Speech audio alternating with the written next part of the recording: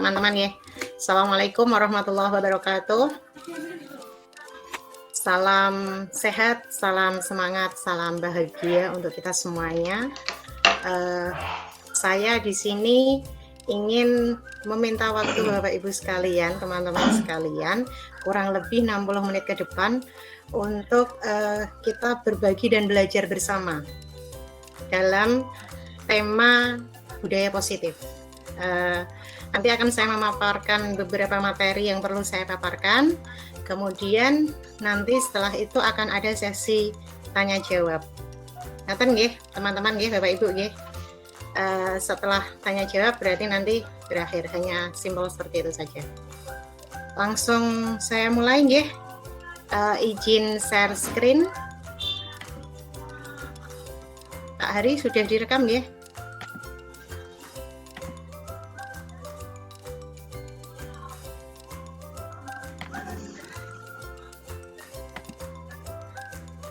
Oke, tema kita kali ini dalam KKCGP. Halo, tak metu tuku suaraku. Sebentar, saya stop sharing dulu. Oke, mohon izin nggih, saya mute semua untuk peserta. Saya paparkan materi terlebih dahulu, baru setelah itu kita ada sesi tanya jawab. Kita mulai.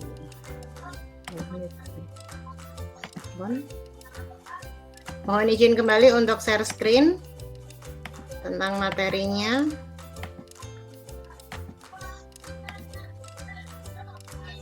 Oke. Jadi hari ini kita akan membahas tentang masalah budaya positif. Di mana nanti untuk budaya positif itu ada 5 konsep yang akan kita bahas, yaitu yang pertama tentang disiplin positif dan nilai-nilai kebajikan universal, kemudian keyakinan kelas, kemudian ada kebutuhan dasar manusia, kemudian 5 posisi kontrol dan juga teori motivasi, hukuman dan penghargaan, dan juga restitusi, yang nanti akan berakhir juga di teknik segitiga restitusi. Oke, yang pertama disiplin positif dan nilai kebajikan universal. Ya, berawal dari perubahan paradigma teori kontrol atau ilusi kontrol, yaitu ilusi guru mengontrol murid.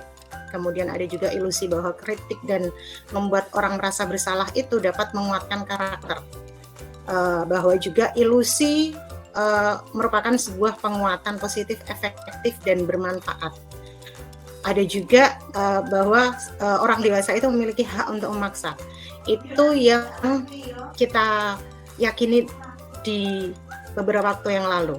Artinya kita menganggap bahwa itu merupakan satu cara untuk mengontrol murid atau mengontrol orang lain.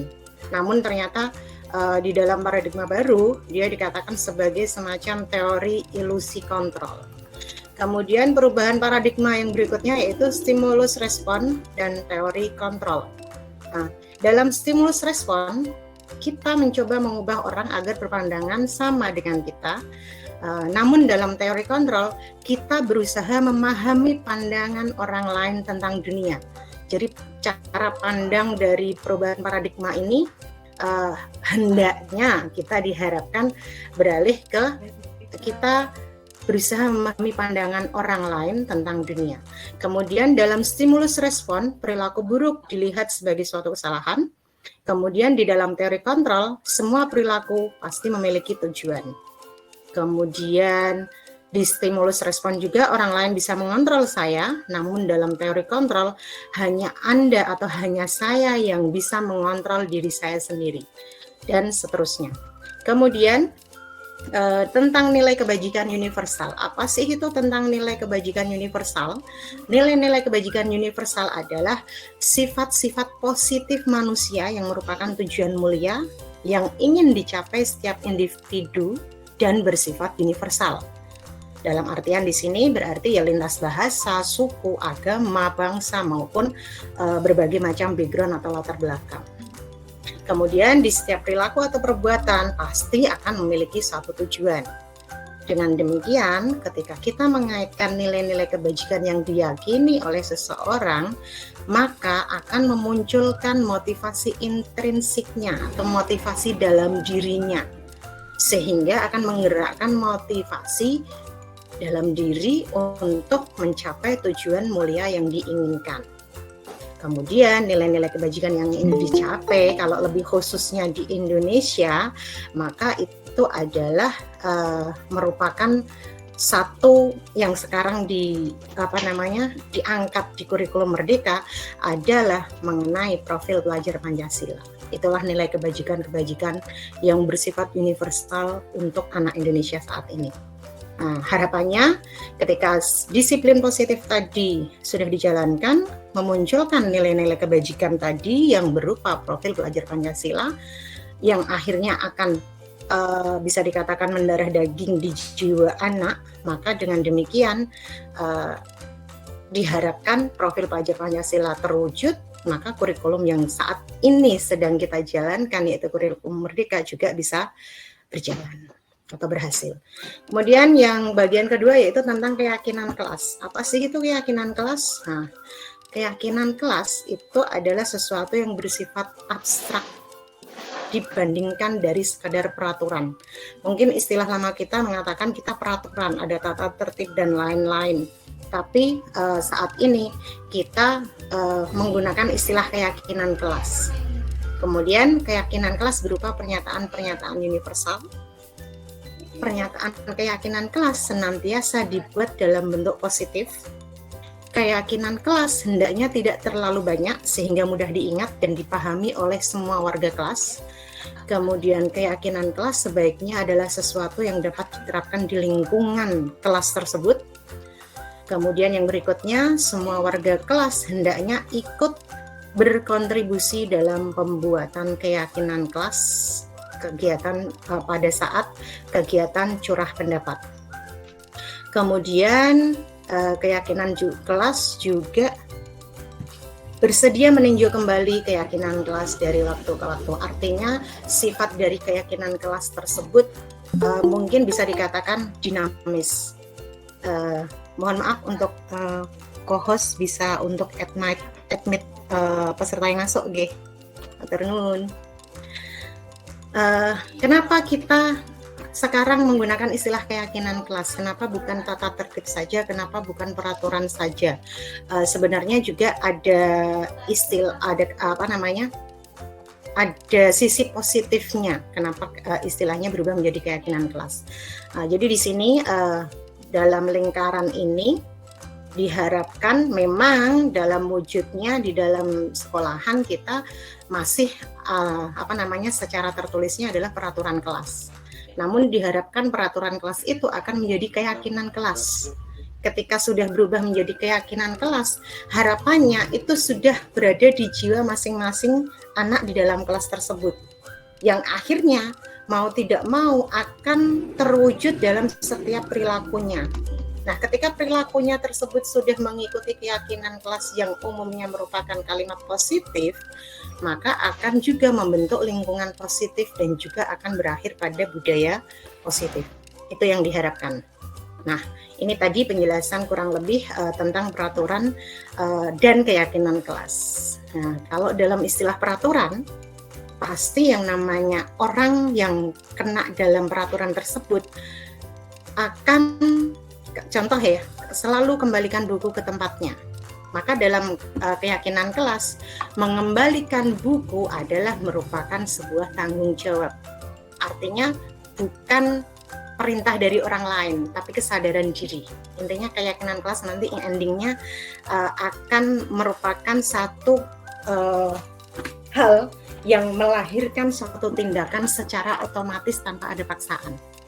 Kemudian untuk peraturan kelas, ada kata-kata dilarang mengganggu orang lain, tapi nanti dalam keyakinan kelas, menghormati orang lain itu lebih nyaman, lebih indah, gitu ya. Kemudian di dalam peraturan kalimatnya, hadir di sekolah 15 menit sebelum pembelajaran dimulai. Tapi di dalam kelas ketika kita hadir lebih dulu itu sama dengan menghormati orang lain dan juga memiliki komitmen yang memang ada pada diri sendiri. Ini beberapa contoh yang lain. Kemudian yang di baris yang kedua dari bawah itu, yang sekarang mungkin masih kita lakukan karena kita pasca pandemi.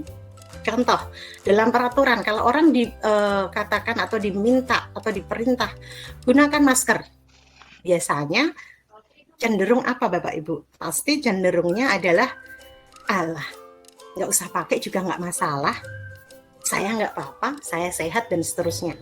Artinya ketika itu bunyinya adalah sebuah peraturan, perintah gunakan masker, maka kadang akan sangat mudah sekali untuk kita mengabaikannya. Tapi kalau itu merupakan sebuah keyakinan, keyakinannya apa? Keyakinannya ketika kita menggunakan masker, kita menjaga kesehatan kita dan keselamatan kita serta orang-orang di sekitar kita. Maka ketika seperti itu, kita akan menjalaninya benar-benar dari hati, benar-benar tidak ada unsur apapun paksaan dari luar, lebih ke motivasi diri sendiri. Kemudian yang berikutnya, ini ada beberapa contoh keyakinan kelas yang kemarin kebetulan di pelajaran IPA, karena saya mengampu pelajaran IPA di kelas 7G, memang selalu saya di awal pembelajaran setiap awal semester atau awal tahun pelajaran, atau istilahnya adalah setiap kali saya bertemu dengan sekumpulan anak di dalam kelas, saya selalu membuat kesepakatan kelas. Istilah saya dulu kesepakatan kelas. Ayo kita sepakati beberapa hal sebelum kita benar-benar melangkah dalam proses pembelajaran. Itu yang selalu saya tanyakan, saya katakan, saya ajak kepada anak-anak di dalam kelas. Di antaranya kemarin langsung ada beberapa usulan. Jadi yang tertulis ini adalah merupakan sebagian usulan dari siswa, tapi juga ada usulan dari saya. Makanya kalimat yang kedua ini kan kalimatnya berbunyi tidak berisik, ya.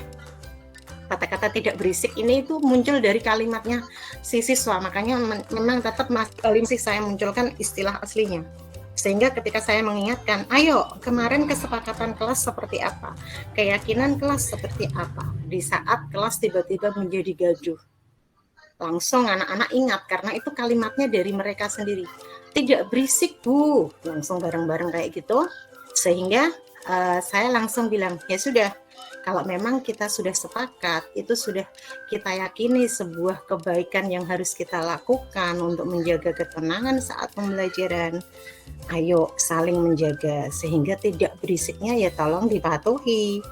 Saya seperti itu kurang lebih dalam kelas 7G seperti itu. Beberapa kesepakatan kelas di antara yang lainnya yaitu ada minta izin dulu jika mau keluar kelas, mengacungkan tangan saat ingin berpendapat, jadi tidak seperti pasar yang sedang gaduh. Ketika ada yang mau bertanya asal nyeplos, asal ini nggak boleh, aturannya seperti itu, atau keyakinan kelasnya, kesepakatan kelasnya seperti itu. Kemudian kita sebagai manusia itu memiliki kebutuhan dasar, yaitu yang pertama adalah survival atau kebutuhan bertahan hidup, kemudian love and belonging atau membutuhkan kasih sayang dan juga rasa diterimanya, kemudian yang berikutnya adalah power atau penguasaan, kebutuhan untuk menjadi memiliki power gitulah ya. Kemudian ada juga freedom dan juga fun. 5 kebutuhan dasar manusia inilah yang akhirnya memang akan membentuk tindakan yang mereka lakukan dalam kehidupan sehari-hari tadi. Nah, diharapkan tindakan yang mereka lakukan itu adalah tindakan yang lahir dari sebuah budaya positif. Kemudian yang berikutnya, ketika terjadi semacam penyimpangan atau hal-hal yang tidak diharapkan atau hal-hal yang mungkin bisa dikatakan bersifat negatif, maka perlu dikontrol, perlu diluruskan kembali dan seterusnya. Nah, ini dia. Ada 5 posisi kontrol yang bisa dilakukan, terutama dalam hal ini kita berbicara sebagai guru, sebagai pendidik di dalam sekolahan. Maka posisi kontrol tersebut terdiri dari yang pertama ada posisi kontrol penghukum, kemudian pembuat rasa bersalah, kemudian sebagai teman dan juga pemantau serta manajer. Nah, kira-kira Bapak Ibu sekalian dalam posisi kontrol ini sering berada di posisi mana? Nanti ketika kita berada di sesi tanya jawab mungkin kita bisa saling sharing ya. Mungkin kita bisa atau bahkan pernah berperan dalam 5 posisi semuanya ini. Tapi tentunya tidak setiap masalah kita perannya sama, pasti akan berbeda. Apalagi dengan siswa-siswa yang berbeda pula, masalah-masalah yang berbeda pula, dan seterusnya. Oke. Berikutnya adalah teori motivasi, hukuman dan penghargaan, dan juga restitusi. Nah, di sini ketika ada penyimpangan tadi atau tidak tindakan-tindakan positif tadi sudah mulai menyimpang, maka biasanya kan kita ada istilah hukuman untuk yang melanggar sebuah peraturan atau kesepakatan kelas tadi. Nah, apa sih itu hukuman? Nah, hukuman adalah bersifat tidak terencana atau tiba-tiba. Anak atau murid tidak tahu apa yang terjadi dan tidak dilibatkan. Nah, hukuman bersifat satu arah. Berarti dari pihak penghukum atau guru dalam hal ini, kemudian murid sebagai yang menerima hukuman. Tanpa adanya suatu diskusi atau negosiasi. Nah, bahkan pengarahan pun tidak ada. Hukuman diberikan bisa berupa fisik maupun verbal, dan murid dalam hal hukuman ini merasa disakiti oleh perbuatan atau kata-kata. Jadi intinya akan menimbulkan jejak sakit di hati yang terhukum. Nah, kemudian ada istilah lain yaitu konsekuensi. Konsekuensi itu apa? Konsekuensi adalah disiplin dengan membentuk sanksi atau konsekuensi. Konsekuensi merupakan hal yang sudah terencana atau sudah disepakati dalam kesepakatan kelas tadi, bisa jadi.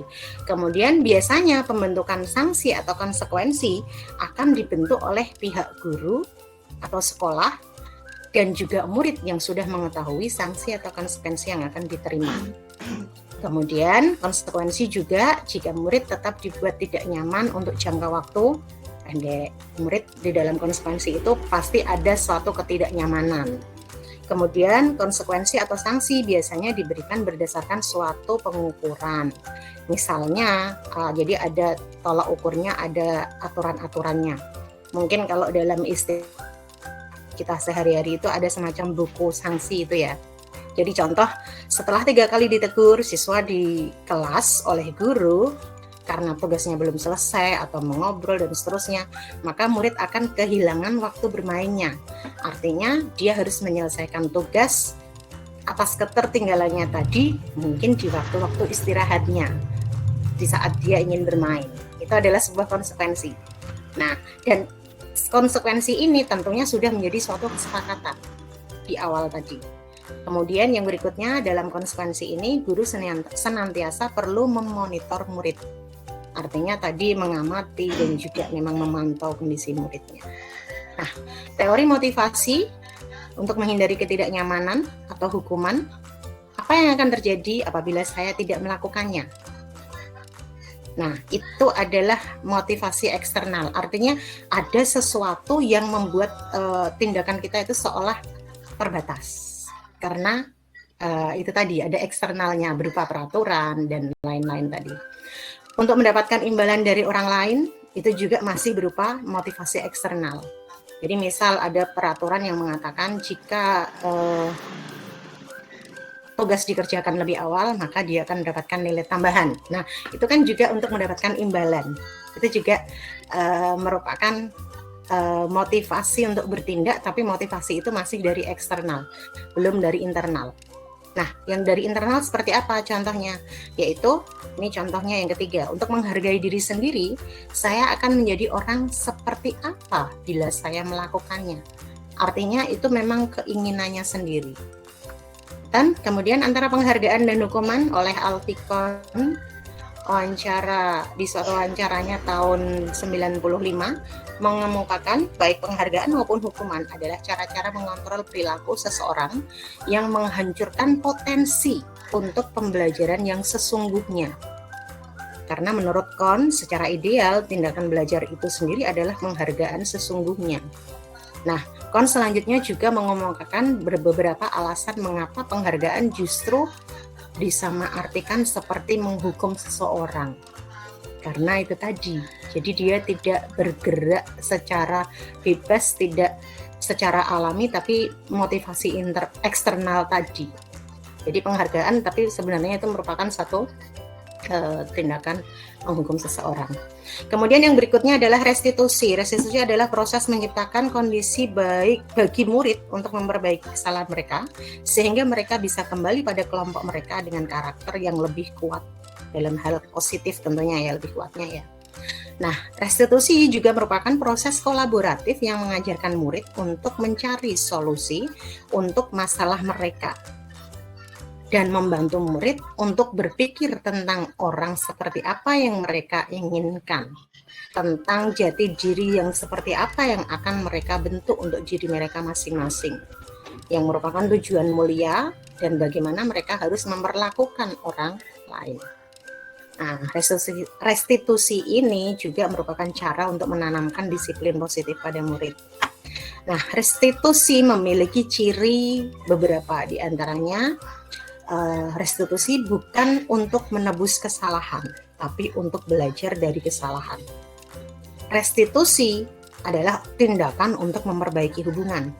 Restitusi merupakan tawaran, bukan paksaan. Restitusi adalah menuntun untuk melihat ke dalam diri. Jadi menyadari kondisi diri salah benarnya seperti apa, melihat diri sendiri bukan ke arah orang lain. Restitusi mencari kebutuhan dasar yang mendasari tindakan.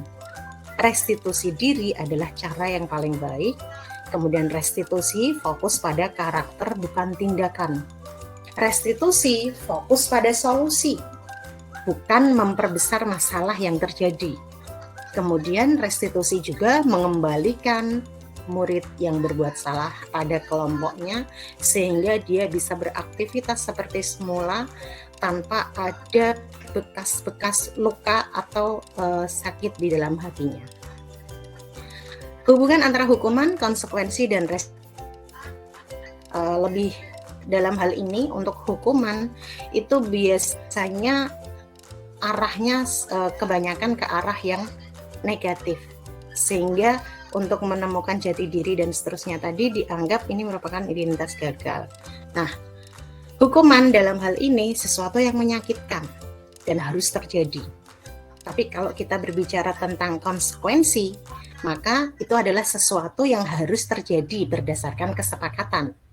Nah, kalau kita berada di bagian restitusi, maka restitusi merupakan pilihan yang memang harus dipilih atau baik kan gitu ya.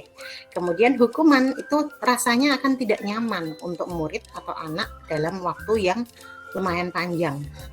Untuk konsekuensi tidak nyaman tetapi waktunya tidak terlalu panjang alias pendek. Nah, untuk restitusi malah justru menguatkan untuk murid atau anak dalam jangka waktu yang panjang. Jadi yang ditonjolkan di sini bukan rasa tidak nyamannya, tapi bagaimana membangun hal yang positifnya, itu untuk restitusi. Kemudian dalam hukuman, siswa tadi menjadi korban, sehingga ada proses keadilan yang harus didapatkan. Konsekuensi, istilah korban sudah mulai bisa diabaikan, karena itu adalah merupakan satu yang harus dia laksanakan berdasarkan kesepakatan tadi.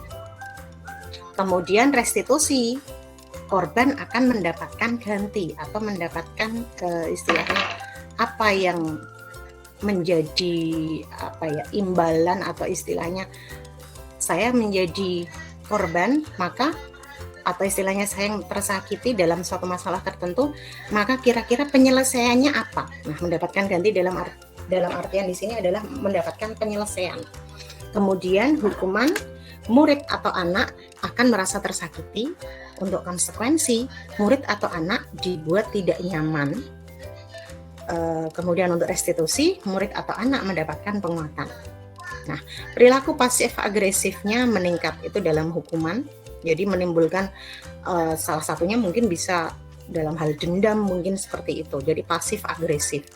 Kemudian yang berikutnya di bagian konsekuensi, penguatan hanya bertahan dalam jangka waktu yang pendek. Ya, tidak terlalu membekas lama, tapi untuk menjadikan tindakan positif berlaku lama juga belum terlalu kuat. Kemudian untuk restitusi, masalah akan terpecahkan atau terselesaikan. Jadi intinya restitusi di sini nanti endingnya adalah mencari penyelesaiannya. Nah, di dalam hukuman peraturannya adalah titik-titik kamu harus dan seterusnya. Intinya merupakan kalimat-kalimat perintah yang harus ditaati. Itu dalam proses hukuman. Kemudian dalam konsekuensi, apa peraturannya? Mampukah kamu melakukannya? Terima kasih, dan seterusnya. Dalam restitusi, apa yang kamu yakini? Apa yang bisa kamu lakukan untuk memperbaiki masalah ini? Jadi ditawarkan, dicoba untuk anak menggali penyelesaiannya dari dalam dirinya sendiri. Kemudian untuk hukuman, murid akan membenci suatu peraturan karena adanya hukuman tadi. Tapi dalam konsekuensi, murid menghormati peraturan karena memang sudah disepakati. Dalam restitusi, murid menghormati dirinya dan juga orang lain, bukan hanya sebatas mengikuti kesepakatan atau aturan saja. Kemudian hukuman biasanya lebih mempunyai image negatif, sedangkan konsekuensi itu netral sifatnya, sedangkan restitusi lebih kepada hal positif. Nah, kemudian di dalam hukuman itu terjadi mode paksaan, stimulus respon, teori kontrol untuk yang konsekuensi dan restitusi. Untuk hukuman nanti akan mengakibatkan anak bisa menyalahkan diri sendiri. Yang paling buruknya di situ. Tapi untuk konsekuensi akan mendorong kepatuhan, ketaatan pada suatu kesepakatan yang dibuat di awal. Untuk restitusi mendorong anak memiliki disiplin positif. Jadi itu sesuatu yang melekat pada dirinya sendiri yang memang harus dilaksanakan karena itu merupakan hal yang positif. Pada hukuman, konsep diri menjadi buruk, kemudian konsekuensi, konsep diri baik, tetapi restitusi, konsep dirinya akan kuat. Oke, dan seterusnya ini untuk hukuman dibuat oleh guru, konsekuensi dibuat oleh guru dan murid karena disepakati tadi ya. Sedangkan restitusi dibuat oleh pelakunya sendiri. Dalam hal ini tentunya adalah murid atau siswa. Jadi bukan dari orang lain. Untuk hukuman itu bisa menyakitkan. Guru menjalani konsekuensi dengan menyalahkan, mengkritik, menyindir, merendahkan dan seterusnya. Itu yang lebih parahnya. Kemudian untuk konsekuensi itu adalah suatu tindakan yang membantu. Guru menyatakan peraturan, melakukan peringatan, dan menerapkan konsekuensi yang harus dilakukan. Sedangkan pada restitusi, sifatnya menguatkan. Jadi guru hanya menyebutkan keyakinan kelasnya bagaimana dan seterusnya, membimbing kerangka acuan berpikir restitusi murid anak. Jadi intinya guru perannya adalah sebagai penuntun. Jadi menuntun anak untuk bisa menyelesaikan masalahnya sendiri.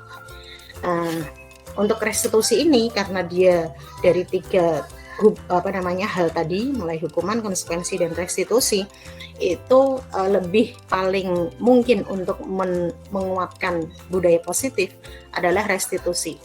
Nah, untuk teknik pelaksanaannya ada yang namanya segitiga restitusi, yaitu di dalam satu penyelesaian suatu masalah, seorang guru diharapkan melakukan restitusi dengan langkah-langkah 3 ini, yaitu yang pertama adalah stabilitas identitas, kemudian validasi kebutuhan, dan menayangkan keyakinannya. Jadi di sini contoh stabilitas identitas ketika ada suatu masalah, maka guru tersebut mempunyai peran diantaranya adalah oke, saya paham bahwa kamu pasti melakukan ini juga ada alasannya dan seterusnya nih. Jadi contoh yang di sini, setiap orang pasti pernah melakukan kesalahan. Kamu bukan satu-satunya yang pernah melakukan ini. Kemudian validasi kebutuhan, kamu tentu punya alasan mengapa melakukan itu. Lalu, adakah cara yang lebih efektif untuk mendapatkan apa yang kamu butuhkan? Adakah tindakan yang paling tepat untuk kamu lakukan tidak dengan yang seperti tadi, kan gitu ya. Nah, kemudian menanyakan keyakinan juga, nilai-nilai apa sih yang kita sepakati? Kamu ingin menjadi orang yang seperti apa nantinya? Artinya dia sudah mulai mencari jalan keluar atau penyelesaian dari masalah tersebut. Yang disepakati seperti apa, maunya seperti apa, dan lain-lain.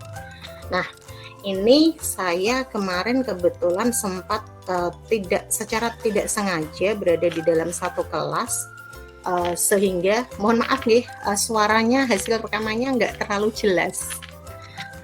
Jadi intinya 3 tokoh yang ada di depan saya ini, ada 1 cewek lagi, 1 cowok.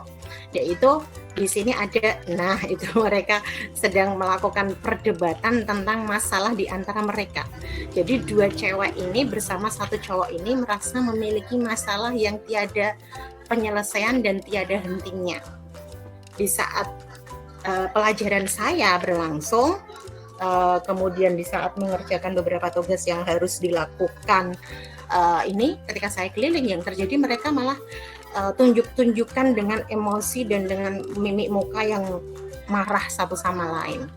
Untuk itu saya mengajaknya maju ke depan. Sebenarnya untuk praktek segitiga restitusi ini harusnya kita melakukannya di ruang tertutup seperti seorang guru bimbingan konseling, ya.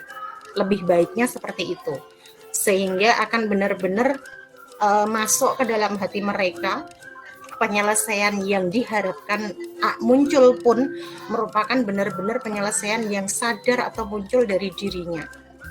Nah, cuman ketika saya berada di kelas itu di waktu itu, saya merasa kalau saya tidak selesaikan sekarang, saya tidak membantu mereka menyelesaikan masalah sekarang, yang ada nanti masalah itu akan semakin berlarut-larut. Kalau saya harus mencari tempat untuk dengan mereka bertiga secara bergantian satu persatu, kebetulan di sekolahan kita, yaitu SMP Negeri 1 Mayang, ya teman-teman paham sendiri, sedang ada rehab, jadi tidak ada tempat khusus untuk melakukannya benar-benar di ruang tertutup, hanya face to face dengan anak-anak ini. Sehingga saya berusaha melakukan praktik segitiga restitusi ini di kelas, mencoba untuk menyadarkan mereka dengan 3 langkah di segitiga restitusi tadi. Dan alhamdulillah di akhir kegiatan pembelajaran hari itu, di akhir penyelesaian yang kami lakukan di hari itu juga, kami mendapatkan kesepakatan penyelesaian. Nah ini dia, mereka bertiga sudah mulai bisa kembali cerah ceria, bisa saling melepaskan bebannya, bisa juga saling mencoba untuk menjadi yang terbaik lagi atau menjadi lebih baik lagi untuk kembali ke dalam kelompoknya atau kelasnya kembali. Kurang lebih seperti itu. Intinya adalah budaya positif merupakan nilai dan keyakinan yang tumbuh dari kebiasaan-kebiasaan baik yang terus-menerus dilakukan, sehingga akan memunculkan suasana positif yang akan mendukung pembelajaran, sehingga juga murid dapat berkembang menjadi pribadi yang kritis, berbudi pekerti, dan bertanggung jawab, serta memiliki profil pelajar Pancasila dalam dirinya masing-masing. Intinya di situ, jadi saya garis bawahi di sini adalah budaya positif merupakan kebiasaan baik yang perlu kita pupuk setiap harinya, tapi akan mendarah daging sehingga itu akan menjadi sesuatu yang terbiasa tanpa disengaja, tapi positif. Nonton ya. Beberapa contoh budaya positif di SMP Negeri 1 Mayang, kebetulan mohon maaf foto-fotonya tadi belum sempat insert ke dalamnya. Di antaranya adalah yang pertama ada senyum salam sapa, kami lakukan di setiap sebelum masuk sekolahan, jadi melewati pagar itu ada Bapak Ibu guru yang piket, ditambah dengan Bapak Kepala Sekolah jika tidak sedang berhalangan, dan juga Bapak Ibu dari BK untuk menyambut siswa dengan senyum salam sapanya. Kemudian ada juga kegiatan-kegiatan lain terkait dengan budaya positif di SMP Negeri 1 Mayang. Di antaranya adalah di setiap Jumat itu secara bergantian dalam 1 bulan ada Jumat bersih, Jumat sehat, dan Jumat religi. Ada juga Jumat bina, artinya anak nanti dibina atau ada pembinaan oleh wali kelas. Kemudian ada juga sholat duhur berjamaah yang digilir dilaksanakan oleh kelas-kelas tertentu di tiap harinya. Kemudian ada lagi yaitu ketika masuk kelas itu tertib melepas sepatu sebelum masuk kelas, menatanya ke dalam rak-rak sepatunya, kemudian masuk, kemudian mengawali pembelajaran dengan beberapa kebiasaan baik, budaya positif juga, diantaranya menyanyikan lagu Indonesia Raya, kemudian berdoa, Kemudian di akhir pelajaran pun diakhiri dengan menyanyikan lagu wajib nasional yang lain dan juga berdoa serta salaman dengan Bapak Ibu guru yang berada di jam pertama maupun jam terakhir untuk mengakhiri dan mengawali pembelajaran tadi. Sebagai closing statement-nya di sini adalah mewujudkan budaya positif itu membutuhkan proses yang tidak bisa dilakukan dalam waktu yang singkat, serta membutuhkan kolaborasi atau kerjasama dengan melibatkan semua pemangku kepentingan di sekolah. Artinya bukan hanya oleh Bapak Ibu guru saja, tetapi juga oleh TU atau tendik yang ada di sekolahan tersebut atau semua warga yang ada di sekolahan tersebut. Dan tadi kembali lagi, ini prosesnya tidak lama karena tadi yang namanya budaya positif adalah benar-benar diharapkan itu akan mendarah daging, dilakukan tanpa ada rencana, tapi itu hal yang baik, harapannya seperti itu, mengalir saja seperti itu. Terima kasih dari saya. Untuk selanjutnya bisa ke sesi tanya jawab, ya. Saya stop sharingnya, stop presentingnya. Monggo Bapak Ibu, mungkin ada yang mau menanyakan beberapa hal yang bisa dibahas di sini, silahkan, atau mungkin juga bisa sharing, ya. Kita tadi mulai pukul berapa ya Pak Hari ya? 9-an. Halo? Sekitar 9, 10, sekitar 10. Gimana? Sekitar jam 10. Sekitar jam 10. Oke.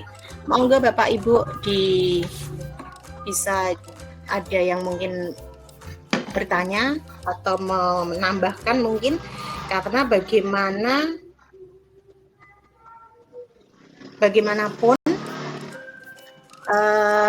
yang namanya budaya positif tadi itu adalah sesuatu yang sudah menaun. Bapak Ibu sekalian, mohon bisa on cam-nya. Oke, Bu Hani. Bu Hani mau tanya, Bu Hani, monggo. Bisa di-on-kan kameranya, monggo. Bisa dinyalakan kameranya biar yang cantik-cantik kelihatan juga. Tidak hanya saya yang di sini.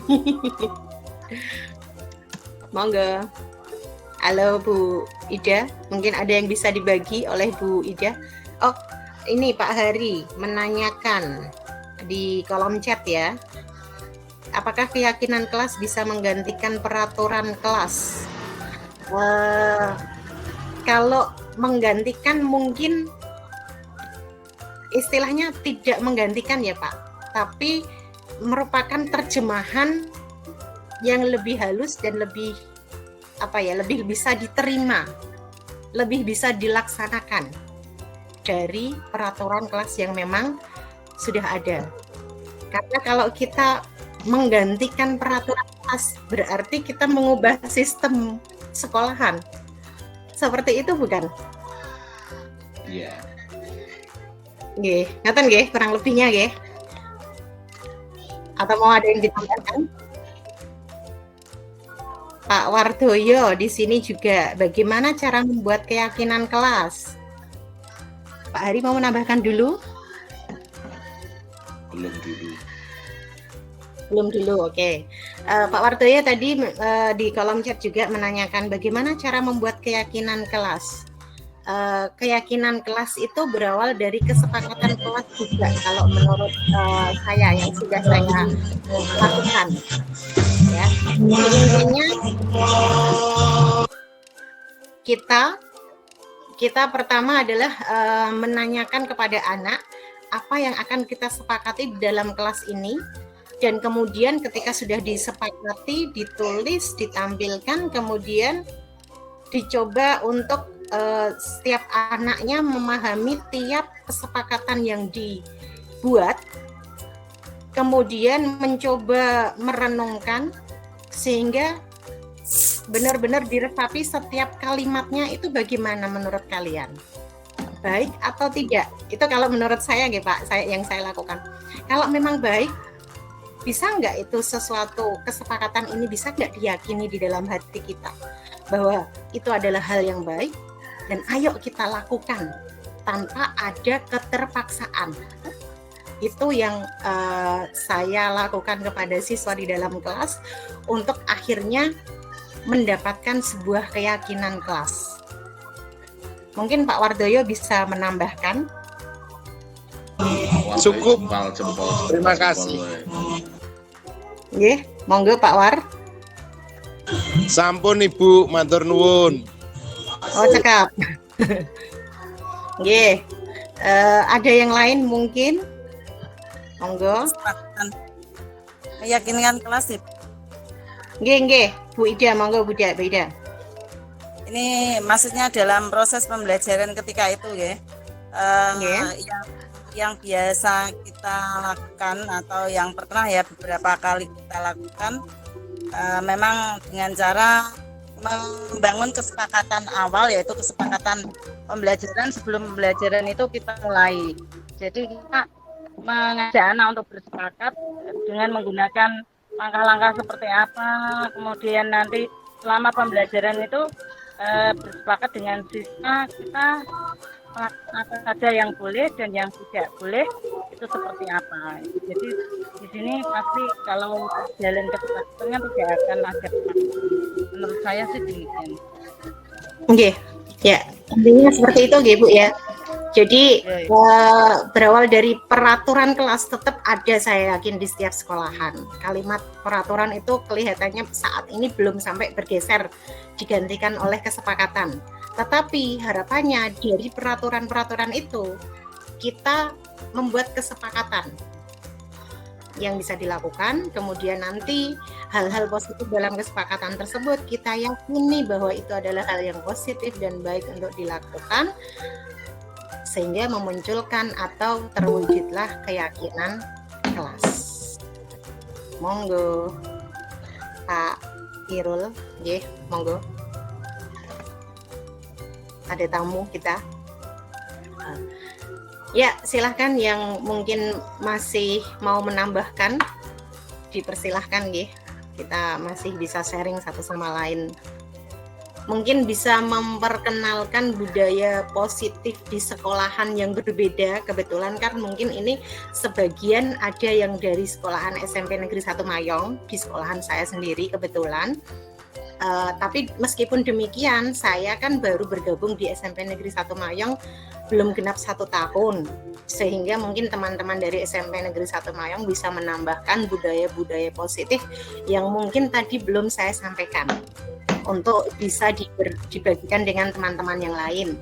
Nah, untuk yang dari sekolahan lain bisa juga mungkin berbagi dengan budaya-budaya positif yang sudah ada di sekolahannya, yang bisa mungkin saja bisa kita laksanakan atau dilaksanakan di SMP Negeri 1 Mayong. Nonton nggih Bu Ida, siapa tahu kita dapat ide budaya positif yang akan kita kembangkan di sekolahan kita. Saling sharing. Mungkin Pak Hari ada yang berbeda nggak Pak dari budaya sekolah yang tadi saya sampaikan di SMP Negeri 1 Mayong dengan yang di SMP Negeri 1 Bangsri? Mungkin Pak Hari, Bu Nurul dari SMP Negeri 1 Melonggo, atau mungkin tadi Pak War dari SMP mana-mana malah Pak War. Mungkin sistem literasinya Bu, sistem literasinya kalau di sistem literasi di SMP 1 Mayong ya, itu kan sejak 4 tahun lalu ya, kita tidak menggunakan sistem membaca di awal itu. Tetapi kita menggunakan keramba itu, keranjang baca yang melibatkan seluruh komponen termasuk wali kelas. Jadi anak diminta untuk membaca atau membaca dan meresum buku yang sudah dipinjamkan di kelas-kelas, nanti rolling setiap 1 bulan atau 3 bulan sekali itu. Kemudian dalam 1 semester anak diminta untuk membaca hingga sekian buku non mata pelajaran, artinya buku referensi lain, itu termasuk budaya positif juga untuk literasinya. Nggih. Iya Bu, saya tadi belum sempat menyampaikan yang itu. Nggih. Intinya sedikit yang tadi disampaikan Bu Ida, saya menambahkan sedikit mungkin dari cerita dari Bu Ida juga sebenarnya, yang dulu sempat malah dilaksanakannya itu untuk keramba di waktu-waktu istirahat sehingga anak melaksanakannya enjoy, ngeten nggih Bu nggih? Ya. Tanpa suatu paksaan dan kemudian bisa benar-benar membacanya dengan sepenuh hubungan tiduran. Nggih. Nggih, itu juga merupakan budaya positif. Ya. Karena tolak ukurnya kan buku yang disukai ya, jadi bukan dipaksa harus misalnya melakukan ini itu. Jadi buku yang mereka senangi. Jadi mereka kalau misalnya suka tentang ilmu kesenian ya berarti yang dibaca itu. Kalau yang suka novel berarti yang dibaca novel. Yang kalau suka cerita rakyat yang dibaca itu kan gitu. Jadi kita juga sedikit tahu mungkin anak ini meresupnya memang betul dari membaca atau hanya sekadar mengubah dari yang pertama sampai yang kedua. Tapi dengan cara ini paksaan yang tidak sangat memaksa, tidak menyakiti ya, paksaan tapi tidak menyakiti. Artinya mereka kan paling tidak mau membaca, walaupun hanya kata pengantarnya misalnya. Oke. Ya membiasakan tadi yang memang tidak hanya sebentar waktu yang dibutuhkan untuk kebiasaan itu tumbuh. Untuk menjadi budaya itu perlu waktu yang sangat panjang. Sehingga memang ya tadi istilahnya jenengan mungkin memaksakan tapi tidak menyakiti. Membiasakan dengan seperti itu kan ngaten nggih. Ya, dengan menyenangkan. Buku-buku itu jurnalnya itu kan yang tadi dikatakan memaksakan tapi tidak ini kan ngaten nggih. Ya, yang memaksakan di sini sebenarnya bukan jurnalnya, tapi berapa jumlah yang harus kuota yang harus mereka penuhi itu yang memaksa. Ya. Jadi ada misalnya berapa judul yang sudah terbaca. Ya, satu semester harus misalnya 10 buku, itu kan itu pemaksaannya. Nggih. Meskipun kadang bisa jadi ada 1 buku atau 2 buku atau lebih mungkin yang entah membacanya genap apa enggak. Ya. Bahkan ada yang lebih membaca lebih dari jumlah yang diminta. Misalnya dimintanya 10 tapi ada yang membaca 20 gitu kan. Perlu kita beli ribet kan gitu. Nggih. Monggo yang lain mau menambahkan mungkin. Oh ya, sedikit bercerita tentang tadi ya Bu ya. Kebetulan kan ini hari Jumat dan tadi hari Jumat di sekolahan kita adalah Jumat religi. Jadi religi kami tadi Jumat religinya kan saya tunjukkan hanya foto-foto beberapa itu adalah kegiatannya dengan kita melaksanakan khataman Quran untuk yang beragama Islam. Namun karena di sekolahan kami juga ada agama-agama selain Islam, ada Kristen, ada Katolik, ada juga bahkan kepercayaan gitu ya.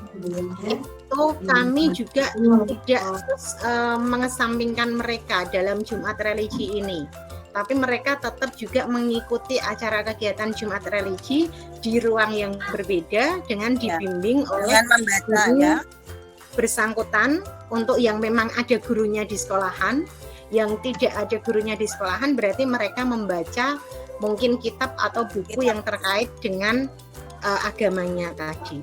Jadi seperti itu yang kami lakukan.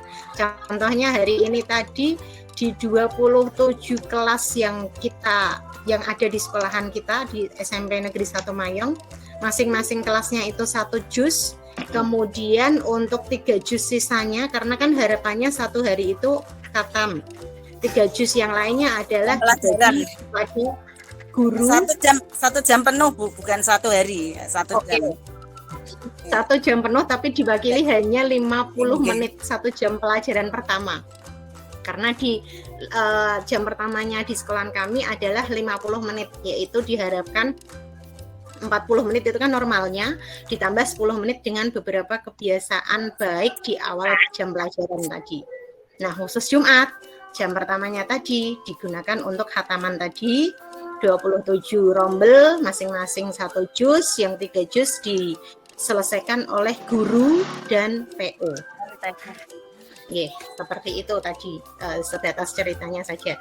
Kebetulan alhamdulillah di awal tahun pelajaran ini untuk Jumat religinya sudah 2 atau 3 kali nggih Bu ya? Ya, 2. Nggih, 2 kali kalau 2 nggak salah. kali. Karena satu Baru minggu 2 kan kali. 1 kali. Oke. Nggih, hanya 1 bulan 1 kali. Nggih. 1 bulan hanya 1 kali karena rolling tadi kan di tiap Jumat di 1 bulan Yang itu Jumat, ada oke. Jumat Dina, Ya Jumat Dina, ada Religi. Jumat Sehat, ada Jumat yang lain. Nggih, Jumat religi, Jumat sehat, kemudian Jumat bersih juga. Nggih. Ngaten Bapak Ibu, ada yang mau ditambahkan lagi mungkin? Kolom chat Bu. Kalau tidak ada, mungkin kita bisa sedikit memberikan closing statement lagi untuk memantapkan pertemuan kita hari ini.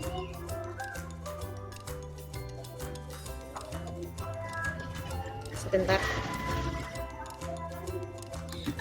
Yaitu yang pertama adalah bahwa untuk memunculkan budaya positif itu berawal dari mungkin memang terkadang sesuatu yang terpaksa dilakukan, tetapi keterpaksaan yang kita coba disepakati di awal bersama, kemudian dilaksanakan pelan-pelan bersama, sehingga menjadi sebuah kesepakatan kelas tadi yang selalu dilakukan dari waktu ke waktu, yang tadi sudah dikatakan bahwa yang namanya budaya positif itu sesuatu yang prosesnya tidak sebentar. Maka dari itu, mari kita semuanya menggandeng seluruh komponen yang ada di sekolahan kita masing-masing untuk mencoba menjalankan atau mencoba menumbuh kembangkan budaya positif di sekolahan kita, sehingga harapannya lingkungan positif dan budaya positif tadi sudah benar-benar berada di jiwa sekolahan kita, jiwa diri dari anak sekolah di sekolahan kita, bahkan juga bisa sampai kepada menjadi jiwa dari anak-anak yang akhirnya nanti mempunyai label alumni, sehingga membawa nama baik alma mater sekolahan kita juga di masyarakat nanti juga akan mempunyai nama yang baik. Demikian mungkin dari saya. Ada tambahan lagi mungkin dari Bapak Ibu sekalian? Monggo Pak War. Di kolom Cukup? Oke, kalau cukup dari saya apa yang saya sampaikan hari ini, saya mohon maaf sekali jika ada tutur kata yang salah. Kemudian saya juga berterima kasih atas kesediaan Bapak Ibu sekalian untuk mengikuti acara ini. Kemudian terima kasih juga hasil berbaginya bersama. Semoga akan menjadi ilmu yang bermanfaat untuk kita semua. Semoga juga Amin. sesuatu yang positif berimbas kepada anak didik kita kelak. Ngaten nggih. Terima kasih. Dari saya akhiri. Assalamualaikum warahmatullahi wabarakatuh. Waalaikumsalam warahmatullahi wabarakatuh. Terima kasih. Oke, Bapak Ibu sekalian, mohon maaf dalam acara video conference yang telah kita lalui, ternyata setelah saya cermati masih ada beberapa pertanyaan di kolom chat. Untuk itu, kali ini saya akan mencoba untuk menanggapi pertanyaan-pertanyaan yang ada pada kolom chat tersebut. Untuk pertanyaan pertama dari Pak Hari Istiardi, Sarjana Komputer, dia menambahkan pertanyaan pada sesi diskusi kita kemarin tentang apakah ada contoh pengaplikasian keyakinan kelas dalam waktu dekat ini, Bu? Katanya seperti itu. Jawaban dari saya, Pak Hari, ada, ya, ada, yaitu penerapan atau aplikasi keyakinan kelas di waktu dekat-dekat ini, yang khususnya adalah yang terjadi hari Kamis kemarin saat kondisi kelas di dalam pembelajaran IPA yang saya ampuh. Kebetulan waktu itu ada satu materi yang saya sampaikan, yaitu mencoba mengukur massa jenis kerikil dengan menggunakan bantuan alat ukur berupa gelas ukur dan juga neraca. sekedar pemberitahuan kepada Bapak Ibu sekalian bahwa kebetulan di sekolahan kami ada rehab 4 ruang kelas, sehingga mau tidak mau yang sebetulnya itu adalah ruang laboratorium IPA mulai bulan Juli akhir, ya minggu keempat kalau tidak salah, itu sudah dipakai atau digunakan sebagai ruang kelas, sehingga mau tidak mau ketika saya ingin praktek menggunakan beberapa peralatan laboratorium IPA, saya tidak mengajak anak ke lab IPA, melainkan sebaliknya. Saya mengambil beberapa peralatan yang mungkin untuk kami bawa ke kelas untuk kami gunakan sebagai praktiknya.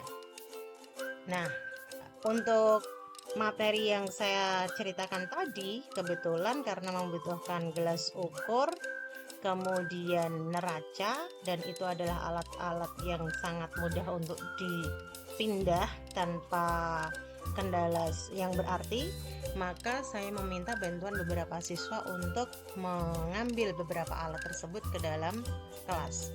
Nah, ketika saya mengambil peralatan itu ke dalam kelas, otomatis jumlahnya terbatas, tidak bisa melayani seluruh kelas, isi kelas. Artinya ketika kita berada di lab, mungkin kita akan membagi menjadi 5 atau 6 kelompok, sehingga ada 5 atau 6 set peralatan.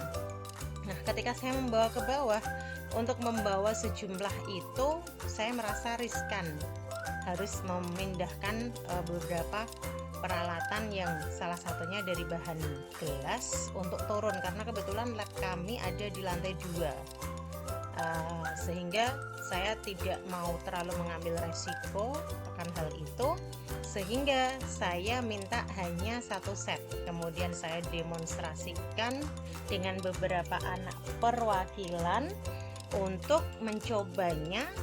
Tapi untuk pembacaan hasil pengukurannya, saya meminta seluruh anak di kelas tersebut untuk melakukannya. Nah, ternyata saat pembacaan hasil pengukuran menyebabkan kelas menjadi gaduh di saat beberapa siswa yang sudah merasa mampu atau bisa membaca dan menunggu teman-temannya yang lain, dia merasa bosan. Untuk itu kelas menjadi ramai. Nah, saat kejadian seperti itu, saya mencoba menenangkan siswa dengan menanyakan kepada siswa di kelas 7G tersebut agar mengingat kembali keyakinan kelas yang telah disepakati, yaitu terkait dengan satu keyakinan kelas yang kemarin sudah saya sampaikan ke Bapak Ibu, yaitu ada satu keyakinan yang berbunyi tidak boleh berisik saat pembelajaran. Lalu murid menjawab, ya Bu, tidak boleh berisik, sehingga mereka akhirnya bisa tenang dengan mengingat kembali keyakinan yang harus dijalani, harus disepakati bersama-sama.